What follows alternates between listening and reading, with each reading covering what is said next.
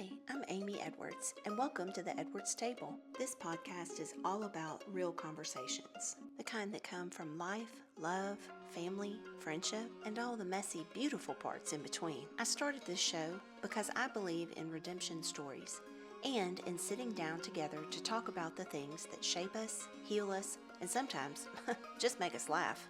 So grab a seat, take a breath, and join me, because there's always room for you here at the Edwards Table.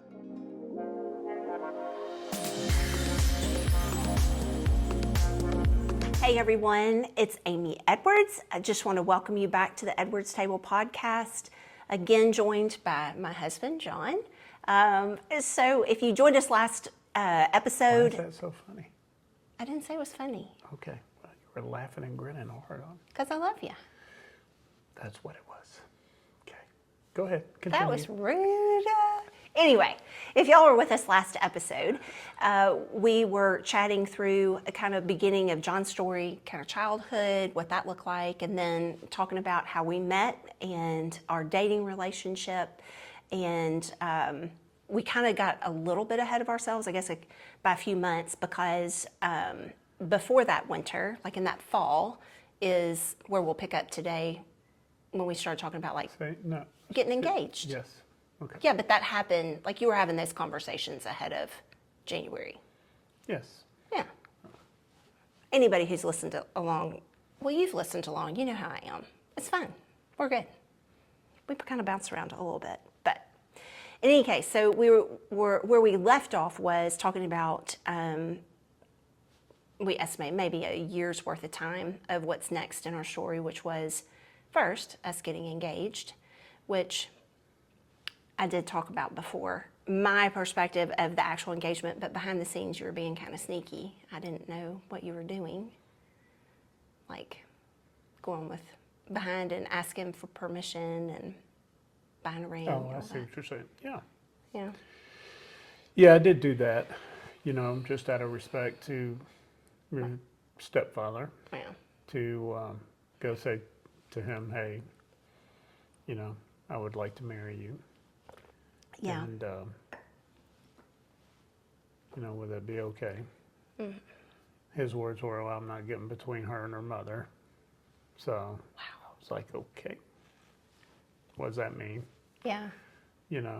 So,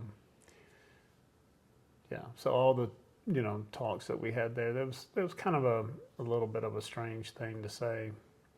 I kind of remembering that because I guess my thought was when you blend a family, where you have a stepdaughter or whatever else, you, especially given your childhood in that situation of not having a relationship with your father, your biological father, Right. that you step in, you fill that gap. Yeah. So it's your daughter, at least that's how I know you and I always viewed it. Right. Yeah. Even in, shared situations, custodies, whatever, it's still, your child. So, but he didn't approach it that way. Yeah. Which I thought was pretty weak. And even then, of thinking through it. And, but didn't know how to maybe discern what it was going to bring going down the road. So. Yeah, I don't think anyone could discern what was coming down the road at all, like at all. But, yeah, so from there, I think I started looking for a ring. I found a ring. And then I think the two of them kind of helped me out with that too. I think we shipped it. Yeah, you shipped it over to Arkansas yeah, to his try to parents. save on the taxes or something like that. Yeah. Maybe a couple $100. Yep. And so got the ring. And then it was, February? What's that day in February? It's real special. Yeah, you ruined Valentine's Day. Yeah. In a good way. I really did, because then I way. set the bar so high, I was like, I was never going to be able to achieve that again. No.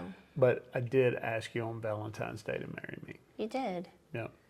And I think one of my favorite things about that, one, was when I was telling Matt about it,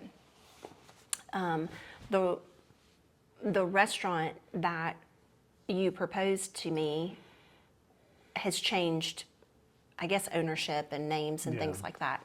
But a really sweet story out of that was when Mad would go back to Memphis before your mom moved away and visit. She took her to dinner there. Oh, yeah. And one time when I came to Memphis to visit, the three of us went to dinner. Yeah, I do remember that. And it's table 54 at this restaurant, which is where, like... I don't remember that. Oh, golly, I will never forget it. But even them restructuring I the remember restaurant... asking you to marry me and all that, but I don't. Yeah, you were a little nervous whatever that night. else. You were pretty sweating. I was. Yeah. But when... The restaurant kept getting more and more packed, and I was like, really? Well, you picked Valentine's Day. I know, that was kind of dumb. I mean, well, if you were looking for a non-packed restaurant and a high-end restaurant, like a nice place to go. It was. So, I mean, of course it was going to be booked, but it was so sweet when your mom and Maddie and I went for dinner, unbeknownst to any of us. They took us back to this table, and I looked around and kind of got my bearings of where I was in the restaurant, and I looked at the young lady who seated us, and I told her, I said, this is wild. I said, my husband proposed to me 20, whatever years it was, 18, 20, whatever it was when I was there. And I said, and literally, this is where we were in the restaurant. I said, it's set up differently, but it's... They put us right in the middle of the restaurant. I was like, for the love of Moses. Yeah, but it's table 54, and it's still there to this day. And they actually have it on file. If we ever go back to Memphis, you just tell them that you want table 54, and they know who we are and why we want that table. Well, it changed hands, hadn't it? No. Since then, like that's when Matt and I went, was after it had changed hands. It's now called, I think it's called Southern Social, maybe. Oh, okay. Yeah. But that's where your mom had taken me for my birthday, was there. And so it was really cool. I was like, oh, how sweet that it's still there and you can still sit in the same spot where we were when you slithered out of your chair. I did slither. But it was so sweet because it's so different today, right? Like now it's a major ordeal of photographers, videographers, and all the setup, whatever. Yeah. But what you did, like you went ahead of time and you brought the champagne flutes. I did. And it was very sweet. And doing that in front of all those people took a lot of courage. You didn't have to do it. You could have just gotten through dinner and then done it in the car. Yeah, no, well, that would have been lame. I'm just saying. Yeah. But you weren't. No, I did it in the restaurant. And everybody clapped for us. It was very sweet. Yes, they did. Yes, they did. Did you clap a little bit on the inside when you were done? Yeah, I mean, I was glad to get back in my chair. And it makes me so... Just embarrassment, of being down on one knee and in a restaurant. Yeah. So I guess I didn't anticipate them putting us in the middle. I figured it'd be a little more private, kind of in a back corner somewhere or something. But no, they put us right in the middle. Well, yeah, I mean, why wouldn't they? I mean, they knew what was coming because you prepared them. Yeah. And I was so just oblivious. I told Maddie, I said, I had no idea that you were going to do it. But I did realize as we were sitting there, we had gotten almost through dinner, and I started thinking about it because I was like, golly, you're drinking a ton of white wine, and you're not a white wine drinker. Oh, no, I hate white wine. And I don't hate it, but I mean, like, that's not, if you're going to drink wine, you always drink red. But also, I told her, I was like, and Daddy had on a coat and a tie, and I said, but he was like sweating, and I was freezing. I had on a sweater. I was so cold. And yeah, I had no... oblivious. I'm not, I don't think, really hard to surprise if you... I don't remember what we had to eat. I don't remember, like, what we talked about, anything. Yeah. All I remember is, when am I going to do this? In and out. It was so sweet. And we had a yummy, I think, if I remember, it was like pasta. I have no idea. You probably had steak. Maybe. Yeah. Maybe at that time. I don't know. Uh-huh. But... Yep. I had a lemony pasta dish. It was delicious. And then they were like, which I have a huge sweet tooth, you know this of me, and they did ask, did we about want to see the dessert. dessert menu? And it doesn't matter how full I am, I always say yes to that. And Yeah. so instead of bringing the dessert menu, they brought the champagne. So Yeah. in tandem with you taking a knee. Mm-hmm. I was so proud of that ring, though. I used to. Well, you still have it. I do. I still have it. Well, I guess that's a new Setting. setting, but Yeah. it's the same diamond. Oh yeah, yeah. That I've always held on to. But I would, when we first got engaged, I would be driving, and the sun would make it sparkle, and I would see it kind of dance around in the car. I used to love that. It made me so excited. It was so beautiful. Oh Lord. I don't know. It's kind of a girl thing. Like, we dream of the day that we find our fella and he asks us and we say yes. So it was idyllic. I loved it. And then that night after dinner, we met up with my mom and her husband and grabbed some drinks down at the Peabody. And I remember doing that. I didn't realize. I don't remember it being that night, but I guess it was. It was. Now. Yeah.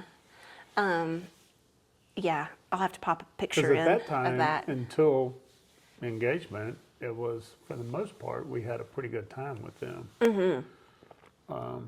Yeah, When we did anything. we But it was did. like, after that was the light switch moment that I literally woke up within- on the next morning. the next week it was, okay, I wasn't allowed in the house in my work clothes, which I dressed like this for work. Now, at the end of the day, I totally understand, but it was the beginning of the day. I'd come see you you were headed to work, whatever, and I know you used to make little breakfast sandwich things for me. I did, hot sandwich. Even then, wrap it up in foil, hand it to me. You know, I'm sure it was ticking them off. They're like, oh my God, these two puppies, you know? Excuse me, we definitely were that. Yeah. No doubt. Very obnoxious to anyone else, I'm sure. Yeah. But yeah, it did. It changed very quickly. Up to that point, I mean, we were very open and honest about the fact that we wanted to get married and we were planning to get And I married. think they were all for it too. Absolutely. They were very excited. And then I got the ring from you, and it was like the next day. My mom was very Sure clear felt about like that, yeah. you not My coming in the boundaries, house. not coming and- in the house anymore during the week, and Yeah. you know, just the whole boundary thing. And Of I had a mat outside I could stand on because I was getting the garage dirty when I was walking in there, and I'm like, okay. yeah, it was just, I couldn't figure out, what am I getting the garage dirty from? You know? well, and I think a lot of what we'll talk about today, this is where it kind of lands, is that there was never any good conversation to like explain the why they felt the way that they Yeah. felt. It was I mean, if just, they just felt like, okay, enough, y'all are getting married, and you don't have to be over here 24/7, then we could have like met, gotten up earlier or whatever, and said, Yeah. hey, let's meet down the road, yeah, coffee shop, something like that, before you go to work, or Yeah. even down to the corner where it wasn't their house. But it was just, I was dirtying up the house, right. which every day I had clean clothes. So I don't. Right, you weren't coming in some like- things may be stained or something like that, but they were clean. Yeah. Yeah, it was always mysterious of why we would get new rules and new Exactly. expectations, And if really you will. push back on being together, Very much. whatever else from that point forward. Yeah. And I And it think just got worse and worse and worse. it did. And I think that again, I mean, I really struggled with boundaries with my family, especially my mom, because it was she and I, like you referred before. I mean, albeit this was her third husband and he was around for a very long time, he very much held me at an arm's length when it came to, if there were rules or decisions or whatever, it was always her responsibility, kind of a thing. Yeah. Or whatever she says, you know. No matter. Yeah. And so it was really heartbreaking for me, because over the course of the next several months, so we were engaged almost a full year before we got married.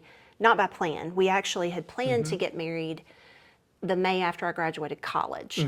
So I was done with that. We knew Yeah. I was going to start my teaching career that following August. So it was like, okay, cool. We'll get engaged. We'll have a little over a year and a half, right at a year and a half Yeah. long engagement. And Yeah, because I think that's right, because that's the summer you took off and didn't go back to school right, because after we were engaged. yep, And that's when your, mom and husband were calling me saying, I had to tell you to go back to school. Yeah. And make you go back to school for summer school. right, Because if not, you wouldn't go back and graduate. And I was like, what? She's got one semester left Yeah. in student teaching yeah, to get her degree. yeah.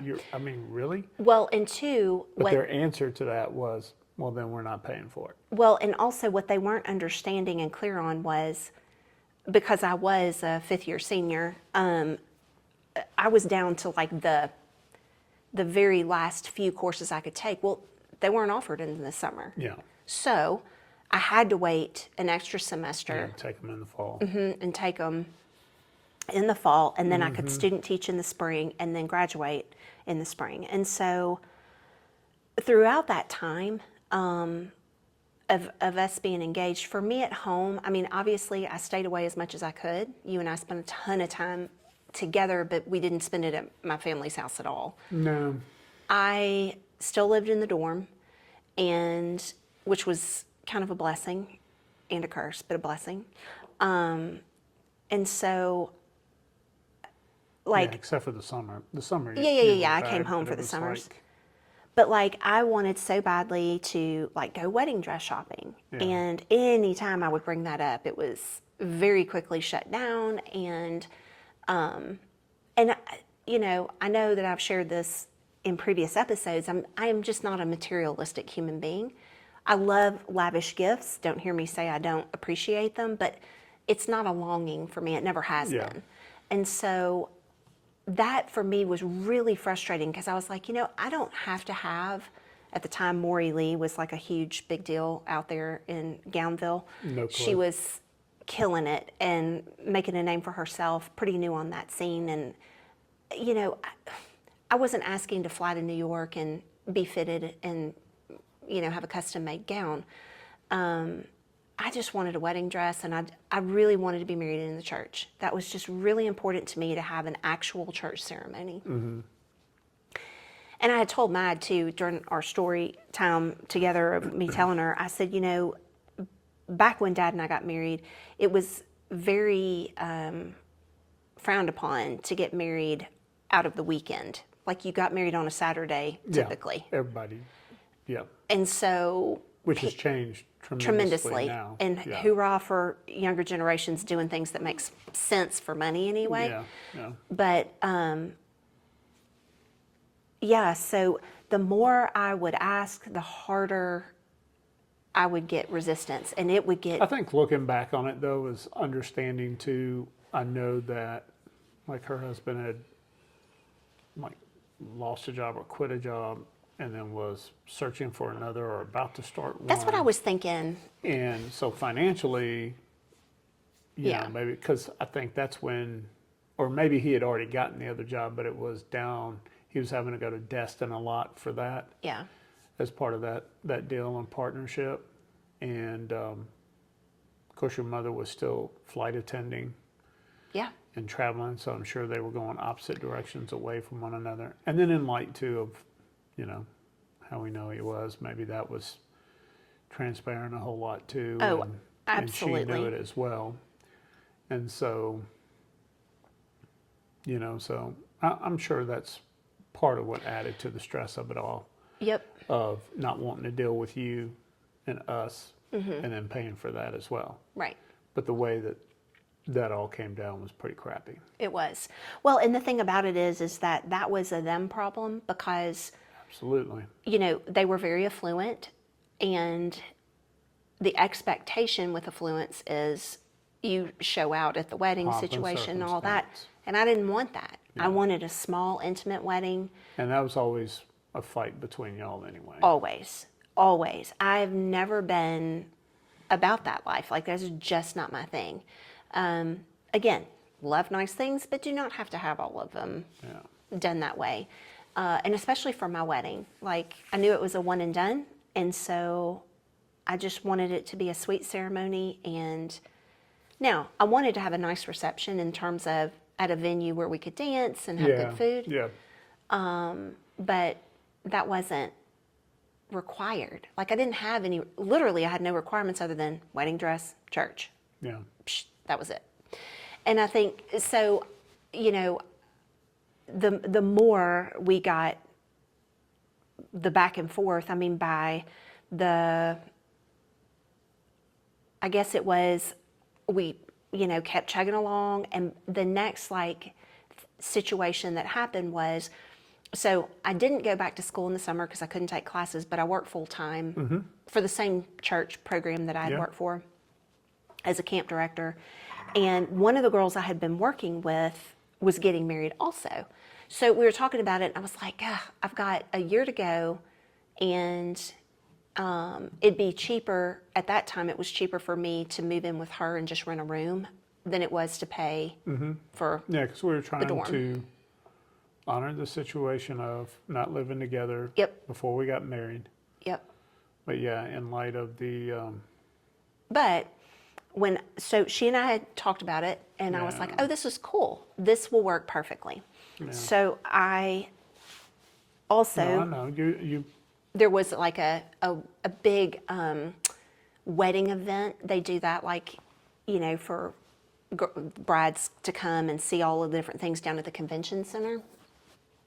And so I was like, okay, well, I'll sit down and talk with my mom and tell her, hey, one, come with me, let's do this. Let's go wedding shopping. Let's go gown shopping, you know, something for the wedding, because we hadn't done any of it yet. And then two is I'm going to move out and move in with my girlfriend because she needs help with the rent. You know, and you were starting back up to school. Starting back up to school. It would set me for the year. It would have been closer to the campus as well. Yeah. I mean, it logically, it made sense. Yeah. And I wanted a place, like, I wanted to be able to go out a little bit on my own.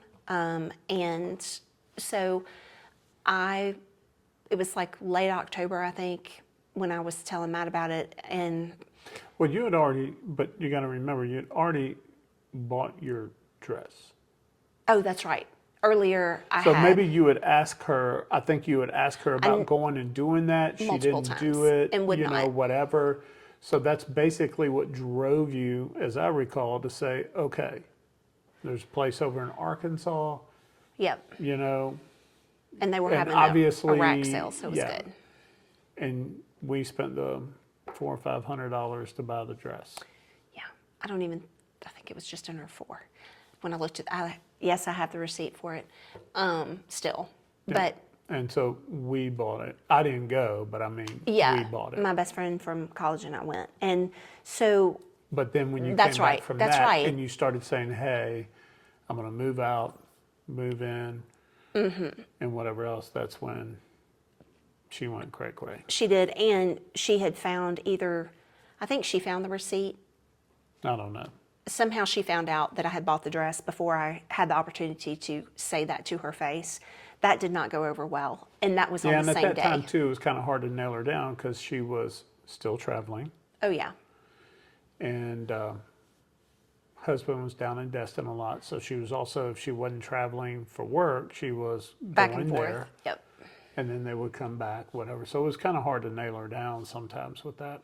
It was, and no matter when I could, there was never a good time to talk about the wedding. Yeah, there was always had to be people over, always everything. Yeah. And we just didn't have that kind of a relationship where we just chit-chatted about like real stuff. Yep.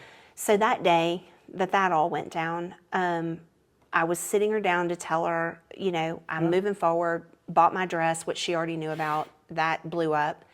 And it went from 0 to 60 in about 12 seconds. And living in a 2-story house, my room was upstairs. Yeah. And well, you've already talked about this too. Yeah. So when she went upstairs and started like throwing stuff down and telling me it was time to leave, is when you got a phone call. And obviously I was teary, upset. and just wanted to get away. And the guy I was with, working for still at that time, was like, I got to go over there and get her. Yeah. Now, one of the things we had done was also like a couple of months prior to that, I remember her husband at the time too saying, hey, we need to put the car in Amy's name.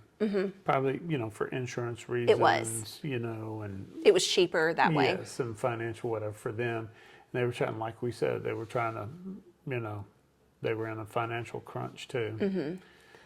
And so they did.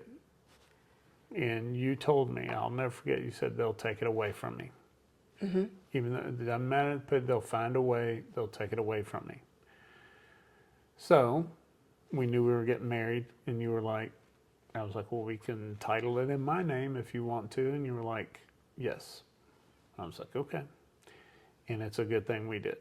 Yep. Because just like you said, on that day, that was one of her things was she was not going to let you take that car. Yeah. It was in the garage. It was in the garage. Yeah.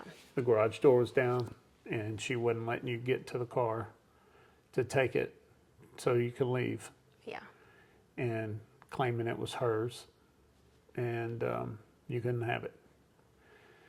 And so, yeah, I remember I went over there. I didn't go to the door, we stayed in the street. And of course, she was yelling out the door. She'd come to the door and yell, leave, get off my property type stuff, whatever.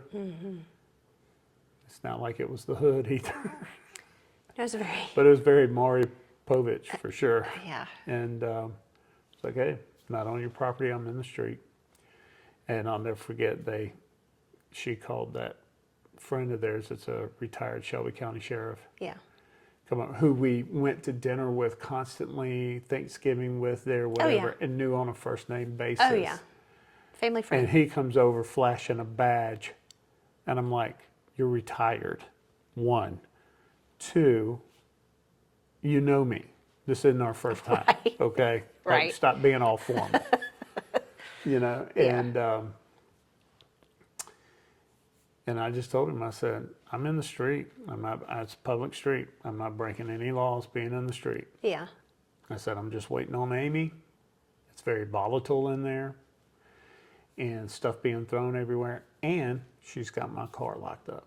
He was like, nope, she says that's her car. They put it in Amy's name and they're not going to let her take it. And I was like, I think you need to run the registration and see who it belongs to. That's my car.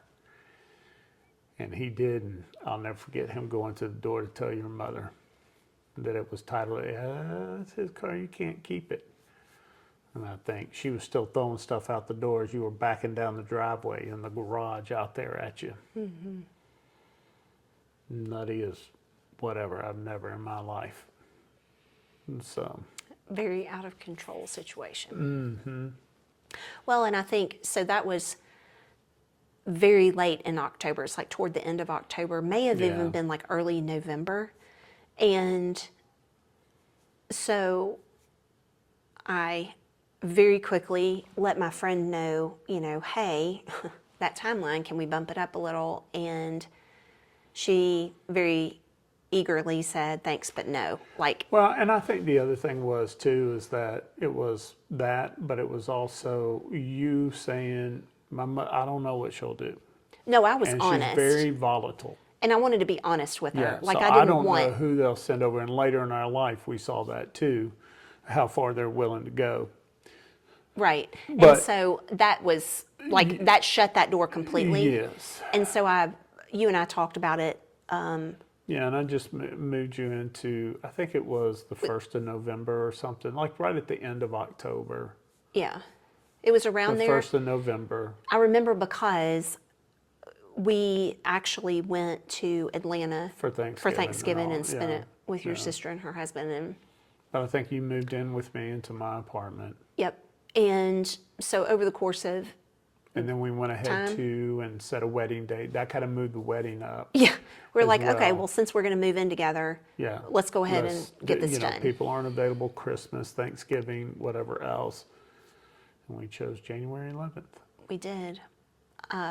Nice ice storm happening that time and whatever else. And so, yeah, planned a wedding, actually had like invitations sent out, did everything. And my mother was very, very helpful in that. She paid for the rehearsal dinner. 1,000%. And do you know, okay, when I was telling Matt. And too, where we met was, the Maureen's were They were very so gracious. When I was telling Matt about their whole that. house up for the reception and Not all only, of that. and not only did they do that, but she and I cooked like the reception food together, and she really provided most of it. Yeah. Made punch and had champagne and wine and beer, and I'm sure your mom did stuff that we didn't even know about. She was very gracious, and what we could, we paid for. So like, because we maxed out a credit card doing that. Thankfully, there wasn't a ton of expenses. Yeah, I think you managed. I have no idea, but between you and my mother, whatever. Hopefully, man, I don't know. My mom probably knows, what it costs, but she never told us. Yeah. Well, and she was honest when I would ask her, like, what she had done or whatever. But she surprised us with the limousine. Yes, and exactly. Giving us one night at the hotel. Yeah. And then. That's our honeymoon. Yeah. and then back to school. But then everybody from our wedding party got to come and have brunch with us the next morning. That's true. And it was so sweet. Nice. It was so sweet. Yep. But one thing I didn't say when I was telling Maddie last season was our rehearsal dinner. Mm-hmm. So I said we had an ice storm. I never talked about the rehearsal dinner part, which was the restaurant was closed due to weather. And your mom, I don't know what kind of magic she worked, but she convinced them to open the restaurant. I just thought it was that nobody was there. No, they had closed due to weather, and I don't know what she did, but she worked some kind of magic, and they brought, like, people were willing to come in and work, and they did, and it was in it's a Memphis favorite restaurant, and it was beautiful. She had it all. The flower arrangements was gorgeous, and it was in this private room, and it was so sweet. It was so sweet. But yeah, she and I talked about that, and to this day, I don't know what magic she pulled or who she knew, but they said yes. Like, they came in, they opened the restaurant just for us. I do remember we were the only people there. Yeah. I do remember. I mean, we had a private room, but it was like there was nobody really else in there. The restaurant. And the cool thing about it was, I mean, it was patchy ice by then. Like, the ice storm itself had hit Thursday into Friday, and this was, I think. No, that was Friday night. Friday night. Yeah, so it had hit like maybe Tuesday, Wednesday. Yeah, but it was like. But it would refreeze. At night, thaw out a little bit, refreeze. Yeah. But it was still pretty treacherous getting there, and by Friday night, the roads were getting drivable again. Yeah. But every night it would freeze, so that's why there was always, everything was closed down. So. And it was so hard for all of our wedding party to get there. My family coming in, it took them 23 hours to drive in. They lost a whole day of being with us. But thankfully they made it, sliding in. And then crazy. The Atlanta crew coming in. Yeah. My girlfriend down in Alabama couldn't make it because it got so bad down there. And back then, like 78 from like there to Memphis. 2-lane road. Yeah. Well, yeah. And I remember, so the rehearsal dinner was really good. And then the next day, getting married was really nice too. And we had some great people that turned up. Yeah. And showed up at the church. And of course, I'll never forget too, the pastor coming to me and telling me, that one of your mom's friends had called saying, if you'll just pick up the phone and apologize, they'll come to the wedding. Just wait for them, whatever else. And he was like, I didn't think that was fair to put that on. I figured I'd let you have the information and you could share it with her later. Yeah. And I was like, yeah, we'll do that later. Yeah. Which I did. But Oh, it was yeah. like, and I'm sure it was devastating, but at least within that moment, you didn't have to think about it. Yeah. You know, but again, you were always the one in the wrong, which was asinine. Well, and that was a hard day. I mean, especially, And it's what we fought for probably thereafter. Getting married 10, 12 years, 14 years. yeah. And then again thereafter, a little, well, not so much that, but the first 10, 12, 14 years being married. The first year, for sure, 10 or was, 12, I'd say. yeah. In the first year, like, once we got married, we got married on There was a lot in that because you got married on the 11th of January. Mm-hmm. And then, no contact, no nothing from them. So 11th got married, 12th celebrated with our wedding party, everybody left, 13th went back to work, I started student teaching. Yep, you started student teaching because semester started. That was part of the reason, too, we were trying to get all this done. Yeah. Before I had to go back to started. school. I went back to work. Yep. And yeah. So we were starting our thing. And then in May, you graduated university. Mm-hmm. They didn't come to that. Mm-mm. So we just had my mom and a couple of friends that came to your university. The one thing they said, yep, you'll never go back. You'll never graduate. Yeah. You graduated. And then, like right after that, I guess, she calls out of the blue. Well, that fall. Or was it in the fall that it happened? They had mailed like a card for my graduation, and I got that. And then, okay. Well, maybe it was summer. yeah. Sometime in the early summer that she called. Because by fall, that's when we found out that you were pregnant with Quinn. Mm-hmm. And that's when she was your best friend. Yeah. Again. So. And in a way. Which the whole thing too, and I do remember this, was got the card, got a phone call shortly thereafter. Hey, not how are you, or we need to talk, or can we go to counseling? It was, no, wait, you first, want to take a ceramics class? No, it wasn't. It was lunch.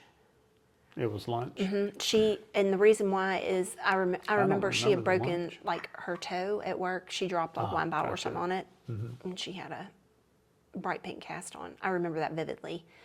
And initially that was the initial conversation, and then it went straight to It ceramics. was what, about her toe? No. Like us seeing each other finally, and Oh, gotcha. And then it was like, oh, you want to do a ceramics class? and then yeah, and that was definitely in the fall because I found out I was pregnant with Quinn in December. Like, Yeah. Yeah. Yeah. So, yeah, it again. And then like it was like best friends again. Oh, come over for a barbecue. Oh, we're doing this. Oh, we're going to church. Oh, come. Yeah. And I think it's always hard, it was always very difficult for me, especially then, because I come from a wee little family and would latch on to whatever I could. But I also remember too, because you were very skeptical about it. Oh, for sure. And I remember saying, well, look, maybe in all of this, it will come out. You guys will be able to make peace and go from there. I was always encouraging that because because again, like you mentioned before, like we said in the last one, based on my childhood, Yeah. I didn't come from that.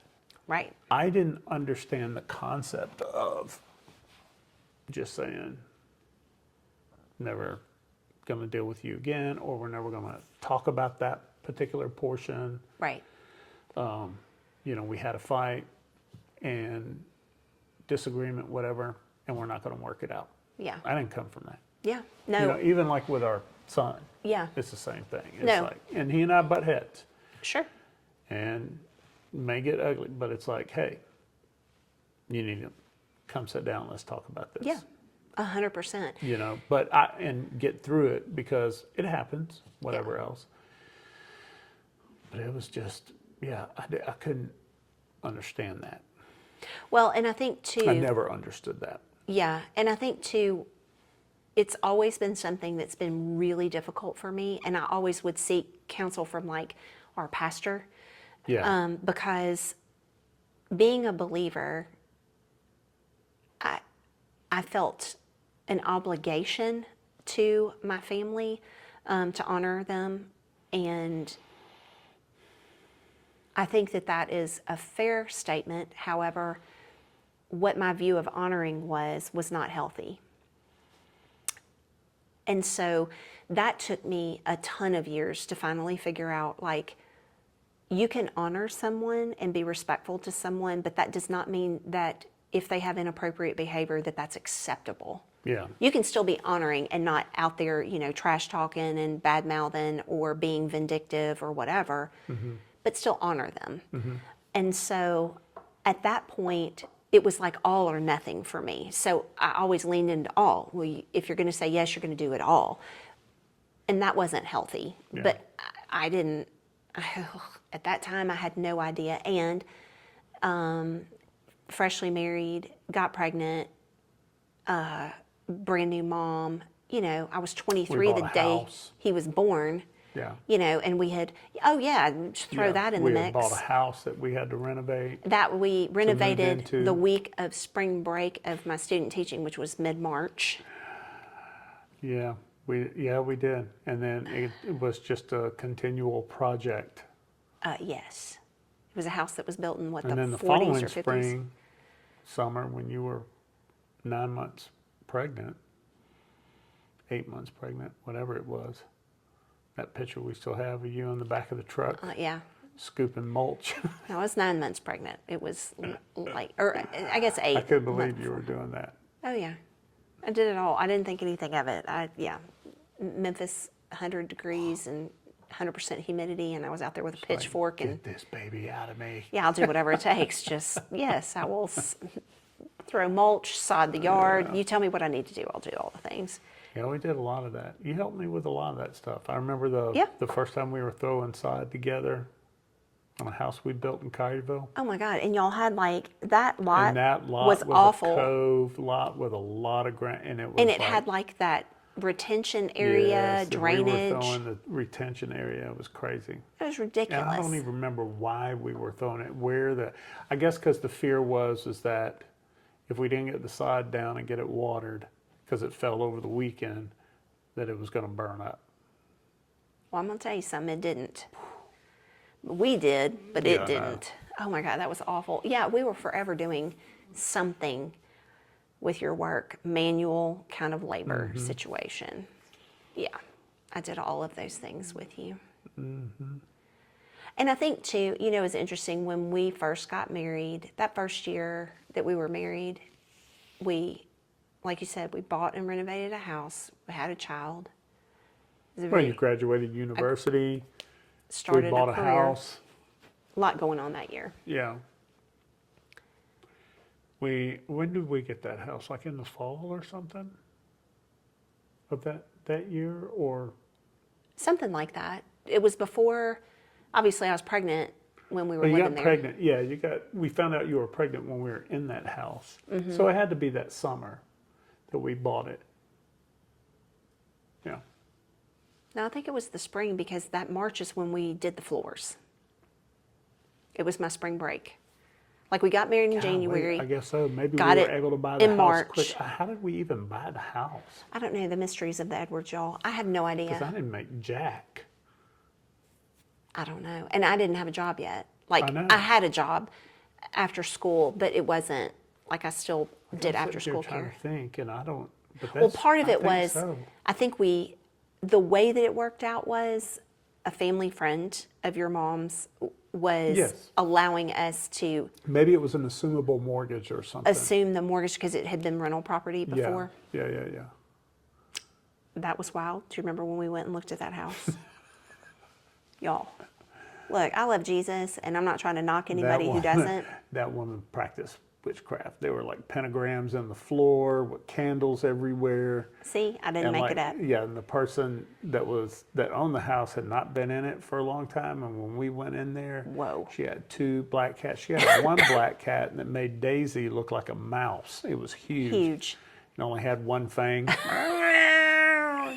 I was like, oh my gosh. That was, and we, like when you walked in the door, you walked directly in. There was no entryway. You just walked directly into the living room. Pentagrams drawn out right in the middle of the living room with candles and stuff And up. like wax drippings. Wax everywhere, all tarot over the cards floor, tarot everywhere. cards. Yeah, there was all kinds of crazy And then stuff. if you closed, And cockroaches. So it was like, also if you closed the door, there was like this poster. oh yeah, on the back of the door. like- Yeah.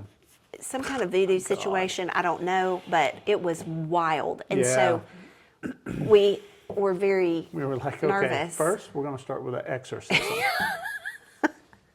Probably need some like anointing oil. We just Oh need to my like gosh. splash the whole house, gosh. invite every clergy we know to come I over and remember pray. everything was growing up over the yard and that shed in the backyard that nobody had gone in probably, 15 years. Oh, it was awful. And 20 years. there was a drying line, yeah, like across clothesline. the back.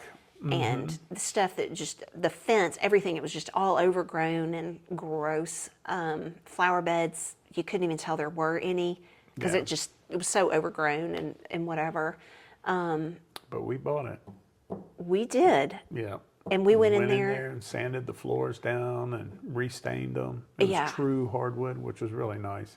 It was. Had It was floor beautiful. furnaces in it, so we got the floor furnaces. The amount of cat hair and dust and just trash that had fallen into them Yes. was every time you turned them on, it burned it, and it smelled horrible in there. So we had to clean all those out.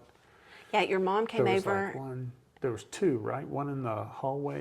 and one in the Yeah. like dining room. All the paint on the wall was Peeling. the lead-based.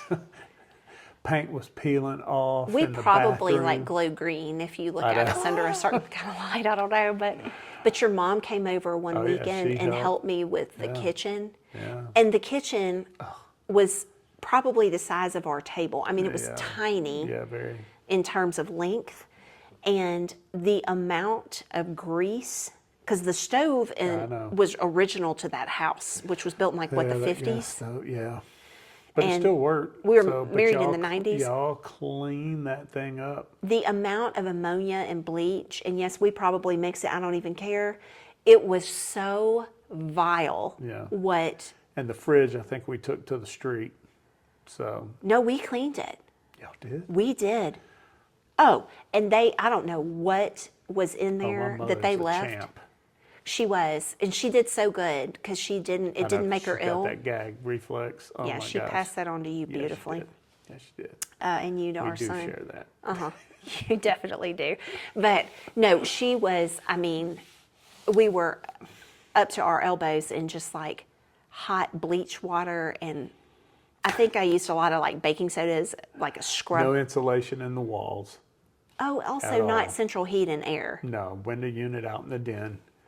It would get so In hot in the Memphis. summer So hot. that was our only window unit. We had ceiling fans in it, but it was just cooking.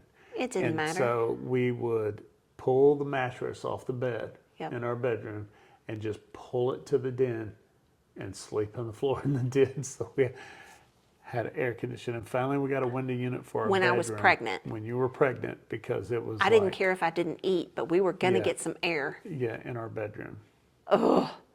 The amount of, and we didn't have, I don't think, a ceiling fan in our bedrooms. Yeah, We only- I think we put You them had to in. put it in. Yeah, it wasn't there originally, but I put them in. Yeah. Oh my word. Yeah, that was I Yeah, think and that house too was still the old wiring, which was the bus fuses that you turn in, and it had the exposed aluminum wire and stuff running in there. it was so old, like the way that they did the inside of it too was the chicken wire and Yeah, no, It it was was wood plaster. lathing with the plaster. oh, was it? Yeah. There you go. Lathing and plaster. It wasn't sheetrock. In case anybody knows what we're even talking about. Like it was a very old home, and we did not use any kind of OSHA approved situation on how we stripped, painted, cleaned, Nope. demoed, or anything. But like, you put new trim in there, Yeah. and did the floors, Yep. did, Retrimmed, finished that room in the back, although it took a year or so. we'll not talk about that. That nearly caused a whole situation. That was the only room in the house that was insulated. Yeah. So Yes. I think I got that done, put the sheetrock up, mudded a coat, and then it stayed like that for probably almost a year. Yeah. I didn't care. There weren't live wires hanging out of the Yes. wall, and there was actually insulation in there. Yeah. But yeah. And I feel And like then it was trying to work on the outside because you kept telling me that there was a rat running the fence line out back and through all of our stuff that was, the body on it was like this big. And I was like, oh, you're Yeah, seeing I a said- raccoon or a possum. well, for or anybody something. listening, yeah, John's hands about 12 inches. Yeah, that The body. body, The not body. the tail. The With body, the 12 tail, inches, that sucker was huge. 2 feet long. And you were like, no. I said, no, That's a you're seeing a squirrel. raccoon or a squirrel A raccoon, or a as if. possum or something like that. Well, And yeah. So what happened, babe? yeah, so Mm-hmm. cutting the grass one day, Mm. and I saw that sucker run from underneath that shed that was dilapidated in our backyard, running through, and I came in the house. And I happened to be standing in the kitchen, which had a window to look out the back Yeah. of the house. And I was like, was howling. "Holy I was laughing so hard." crap, that is a rat. You remember the cat trying Oh to yeah, like, the neighbor across the street had 20 cats, well, she fed the cat. She was the Yeah. cat lady of the neighborhood. but But one of them had come over there and caught that thing. Somehow or another climbed up our fence. We had a wood privacy fence either side. The Yeah. back was all that 6x6 wire, and it couldn't get it over. it had to almost toss it over and then climb down the other side of the fence. Yeah. And when that sucker dropped that rat, I was like, holy crap. I was like, that's it. What'd you do next, babe? Next day I came home with the tractor. We chained around that shed and I pulled it completely off the foundation right to the curb. Got a chainsaw, started cleaning the hedge up where all the honeysuckles were around the whole fencing. Took the chain, wrapped around it. Each one pulled it out individually with the tractor. The drying Took the fences down. just ripped up the whole backyard. I darn sure did. Took out the clothesline things back through there Yeah. where we could see everything. There was going to be no more critters hiding in that backyard. Correct. Oh, geez. I also got a very nice apology from you. Yes, you did. Because you thought I was crazy. And I was like, Yeah. I swear to you, it is rats. And what was bad was our neighbor next door to us had the culvert that Yeah. ran next to his house. Yeah. And when they would come and spray, When they sprayed that one summer and they all come running up out of that sewer. you could hear them. Yeah, it wasn't sewer, it was the storm drain. It was a system, storm drain. Open storm drain that ran down through the neighborhood. But you it was could like, hear I mean, them. you got to understand that thing was 15 feet, 20 feet wide. Mm-hmm. It ran down through and had little bridges over it on each street coming up, and it ran down the side of his property. And you could see those rats coming up out of that thing. It was Oh, God. like just a whole wave of them. It was disgusting. Yeah, it was like watching cattle herd in the frontier. It was about the same for rats. Yeah. Well, and two, I remember the city would come through and spray for Yep. bugs Yeah, and mosquitoes. stuff. And They would spray that water sewer system to try to kill the rats. yeah, it was, it's so funny. Like, it was a safe neighborhood where we were in terms of where we were. But then we had wild things that happened yeah. around us. Like across the street and one over, Mr. Dowdy's daughter I know. That was and awful. her husband, like beating her with a baseball bat. Yeah, it That was awful. crazy. And then one day, you were at home for some reason. Probably y'all got rained out or something. Oh yeah, the cops show up to the SWAT shows up to the door because yeah, that house was in maybe a little bit of a shifty neighborhood. Well, I mean, it was. What was that area called again? Nutbush. Nutbush, that's right. Yeah. So we were in the bush. But there were a lot of people that were original owners. Absolutely, like the Dowdys. Right. Mr. Dowdy was 2 doors up, and great Amazing people. And then across the street in Catty even Corner. Esther, Yeah. the cat lady, she was original. She was real nice, and she was retired. I remember she was retired sheriff's department. She was a dispatcher for the sheriff. Yeah. And so Great. I mean, we had Yeah, a great, it really the street was. we were on, great neighbors, great. SWAT showed up. Oh, yeah. I was at home for lunch. That's grabbing what it a was. sandwich because I was working fairly close. Yeah. And I grabbed a sandwich or something for lunch. They start beating on the door. You know, machine guns and everything. They're like, "Stay in your house." I was like, "Okay." And come to find out, I mean, there's like 25 of them. The lady behind us, Yeah. her boyfriend had been in prison, federal penitentiary there in Memphis, and had escaped. And so they were raiding her house because she was the known contact on all of his stuff. And sure enough, he was laid up in there at Honey Boo Boo's house. And oh yeah, they came through our backyard, jumping the fence and everything, going to the back of their house. Yeah. I was like, okay. Yeah, this was pre-iPhone, so you couldn't FaceTime me, yeah. but you did give me a call and let me know Yeah. the play-by-play on that. I was like, holy crap. Yeah, be careful. Yeah, I guess so. Yeah, we had a lot of adventures in that little house, even though it was short-lived. I mean, because Yeah. we moved out of there before, like, right as Quinn turned 1. Yeah, so you had Quinn, brought him home there in that July of, what was that, 98? And then, yeah, the following year we moved to Weatherwood. Yeah. Yeah. And we kept that house. That was our first little piece of rental property. Yeah, the first house we lived in. Yep. Yeah, We sold Weatherwood. Probably should have kept it too, but we sold it yeah. in 3 years after that or something? Or how long did we stay in that place? 5 years?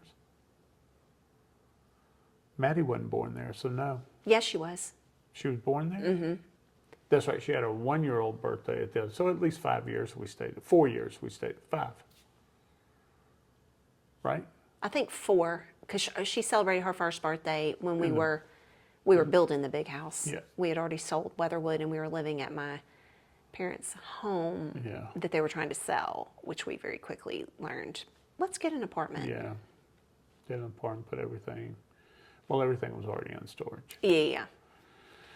Yeah. I kept you on your toes. You, Moving, grooving.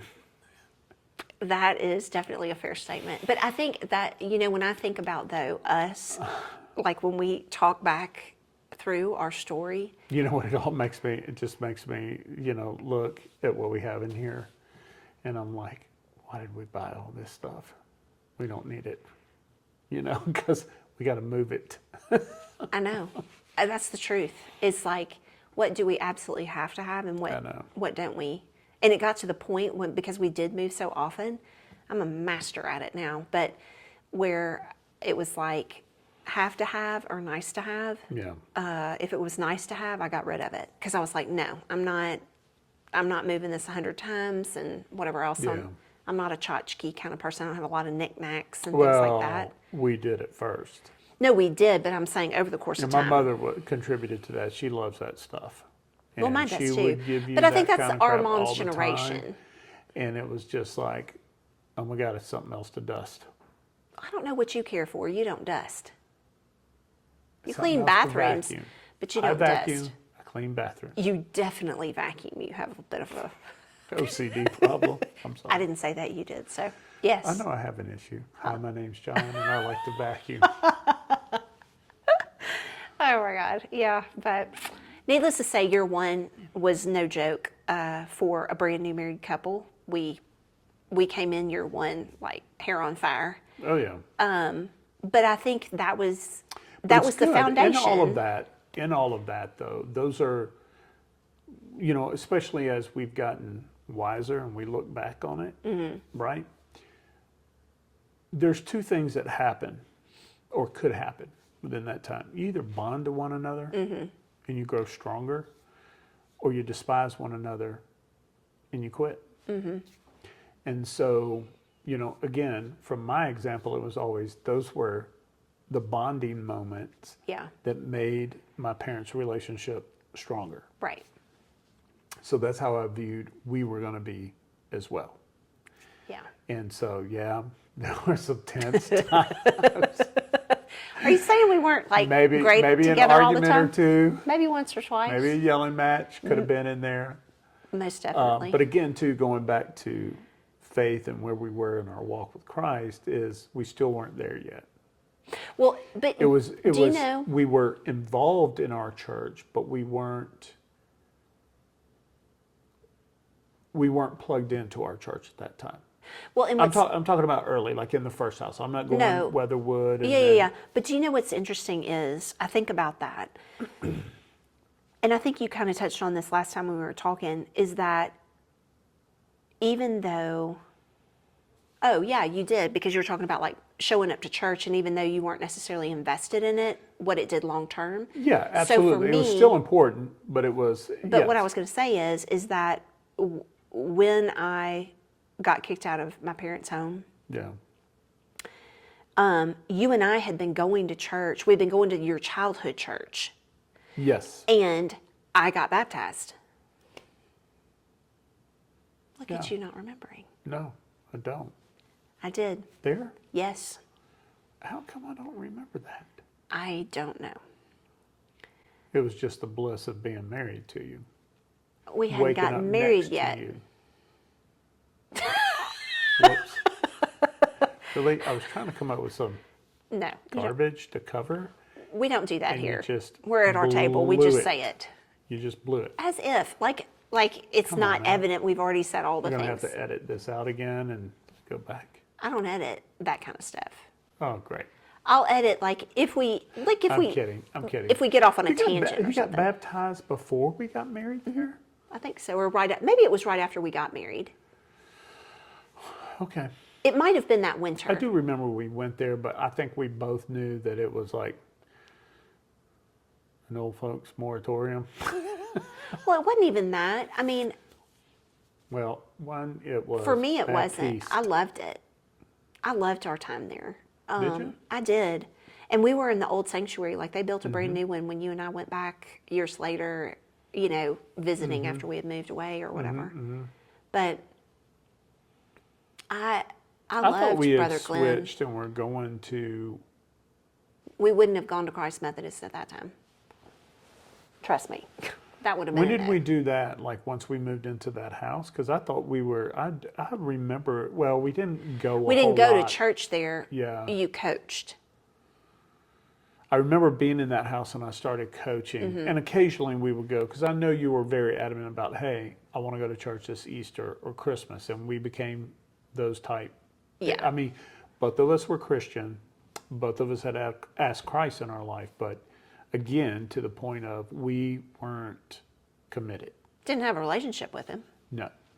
But yeah, no, we went to Ellendale while we were dating, Yeah. engaged, got married. Yeah. You started coaching over at Christ Methodist, and then eventually when Yeah. we started, I think that was like right after you got married. Maybe the following fall. After we got married, because that's too, because Jan and her family came to our wedding, that had nothing to do with that. but I didn't really know them Right, until after that, right. and then that's kind of that connection, and we started moving more towards Christ Methodist because Yeah. she was your godmother, and Yeah. and Yeah, then yeah. to, like you said, started coaching over there. That's when I got hooked up with the old Stowe show. Yeah. Oh, yeah. That's cool too, because, still being friends with Colin after that, when I was in my 20s, I was 27, 28. Started was coaching him when he 10. was 9 years old, turning 10. Yeah. That whole crew. Oh, yeah. And then, yeah, and to this day, I mean, he told me the other day he's 40. One. 41. I'm like, oh my God. And then he and Maddie shared the same birthday, Yep. which is cool. Yeah. Yep. Yeah, because they were like, I don't know, seniors in high school when she was a baby. Yeah. So, yeah. That's crazy. It is. It is. But all those guys, I know. So, but yeah, that's what kind of drew us over there. And, but yeah, we didn't have that relationship yet. It was still just you and I against the world. Yeah. And we were learning that. Oh, for sure. And, came from very different versions of what marriage looked like. Yeah, 100%. And I'll never forget too, because you talked about that. We didn't even talk about like our premarital counseling with Brother Glenn and all that, which was, I'll never forget him talking about like two things really that really stood out to me. One was about you coming from a divorced home. Mm-hmm. Okay. I didn't. right. But because your mom, anytime, like he just gave us the statistics of if there's one divorce in your family, the likelihood of your marriage making it was like some asinine number, like 30%. Yeah. Something small. In your situation, your mom was on number 3. Right. Which is now dissolved as well. So it's like, there's no chance that this is ever going to succeed. Yeah. I know. That was like the first. So that was kind of the thought. Session. And of course, the way you looked at it, which, I didn't look at it that way. I looked at it as, well, we'll be the first to prove because I don't come from that. Yeah. Yeah. It's thick or thin, ride or die, as they like to say now, whatever. Mm-hmm. There is no end. Yeah. And so, and I know from your perspective, you said, oh, is that a challenge? Well, if you tell me I can't do prove something, you wrong. that's the best way to get me to finish something is tell me I won't. And then the other thing was the analogy of a roller coaster as to what marriage is. Mm-hmm. You get married and it's click, click, click, click, click, click in that first year of going up the hill. And it's so exciting and you can't wait to get, and feel that first hill and whatever. And then you have that hill and you're getting down and it's, crazy. And then you start having kids and it's click, click, click, click, click, click, back up again. Mm-hmm. And then the kids start having games and going different directions and growing, and all those things. And it's so very true. Yep. Until, they're out of the house and then you're just in those little moguls, back and forth going through and pull back into the station, I guess, when we enter heaven. I guess so, yeah. But I remember that analogy and I was like, what an awesome, like at the time I didn't really, as time went on, I understood that analogy more and more and how it was applicable, especially to our lives, what we were living through, going through from that time of marriage to your graduation, to buying the house, to finding out you were pregnant, to everything being great again with your family, to the wheels falling off again, to, all of that. I know. Well, and I think too, I know for me during like when we were doing the premarital counseling situation and whatever else, I also went and talked to Brother Glenn on my own just to gain wisdom and perspective, like, am I doing the right things and making good decisions and whatever else? And he was exceptionally helpful for me, obviously praying for us and whatnot, but just being a good pastor to us of making sure that we were okay. I think and I think the biggest thing for me during that time and what we were going through, what you were really going through from that side of your family, was getting people to truly understand, because everybody was like, oh, come on, that's just a mother-daughter fighting. I was like, no. This is beyond that. Way beyond that. This is vindictive. Yeah. And you don't do this to your own offspring. Yeah. And now, if your child comes to you and says, don't ever call me again, I don't want to see you, don't come to my wedding, that's a different story. but that was not the case, Yeah. you know. So it was that was frustrating for me during that time, you know, like even getting my family to understand that. My Yeah. sister and my mom, you Yeah. know, it's like this isn't just like you and mom having a disagreement, arguing, getting mad at each other, and then resolving it in 2 days, Right. 3 days. Yeah. That's not what this is. Yeah. But it was hard to explain it. Well, and I think that's always been what it's been for me is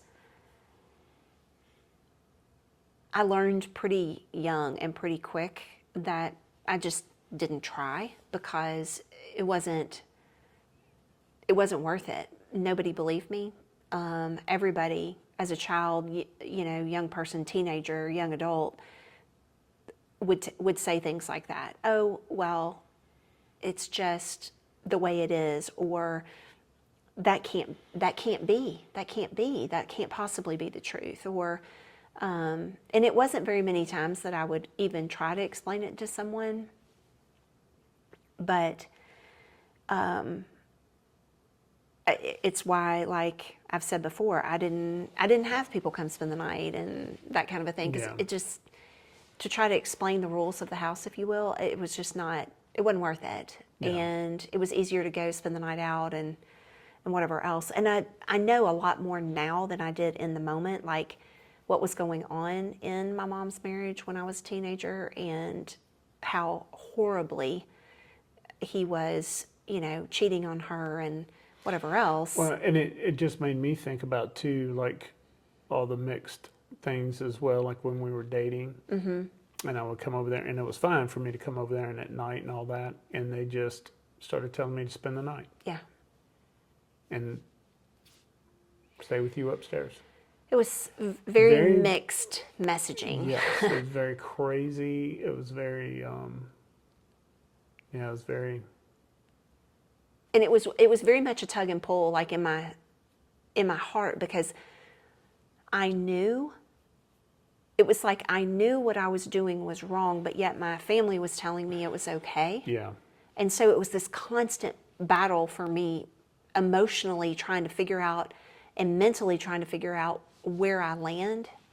And then two, I had enough wherewithal by that point, because in high school, my last 2 years of high school, I went to a Christian school, and I took apologetics my senior year, which is defending your faith. And I was reading people like R.C. Sproul and C.S. Lewis, and you know, my eyes just glazed I- over, right? I have no That is idea. not C.S. true. Lewis, I know, but the other person you named, R.C. I have no Sproul, you've heard of, you just, whatever, you're making excuses. This is someone who does trigonometry in their head. Give me a break. But so it was a spiritual battle for me, honestly. It was like in my heart of knowing what's right, believing what's right, and then doing what was wrong. Yeah, And being raised by parents at the time that were telling me what was wrong was okay. yeah.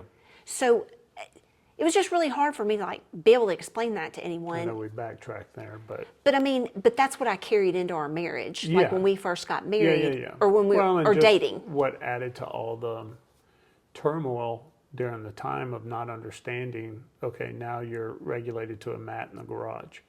And, Right. you know, and stuff. It's like, what happened, you know? Right. So it just, yeah, so, you know, just flashing these things in, and we don't necessarily always say all of them to every little thing, because it's like Right. just memories all of a sudden. It's like, oh yeah, you know, so it's just crazy. Well, and I think too, like to your point, is that is how you survive when you're in the midst of something that's super messy and volatile, is, Yeah. you know, you're capable of being a compartmentalizer, and what it takes Yeah. to survive is what you do. And then once you've survived it and you move on, then you can sit down and actually go back and Try to process it. Yeah. story of my life. I'm really good at it. Well, babe, I know we've been talking all the days, and so I figure maybe we'll pause for now and we can jump back into next time talking about the next little chunk So, of our crazy story. Yeah. yeah, we got our house, got married, got our house, and probably, I guess, around like when Quinn was born. Yeah. More fun things. And bring that in. Those next So few cute years old. were they were really good, and they were really messy too. Yeah, Both and. yeah. All right, babe. Well, I think most of, yeah, okay, stop. My bad. It's okay. It's So, easy to do. it It's just fun to talk. spews over because it's so much. And that's the thing. It is so Yeah. much. Yeah. All right, y'all. Well, thank you for joining us for today's episode, and definitely tune back in next week. We'll have more of our story. You get to hear more of this fella's perspective of all of that. But as always, please remember, always a seat for you here at this table. We are so glad that you're here. Hope you have a great week ahead. Thanks, y'all. Bye. Now give me a kiss.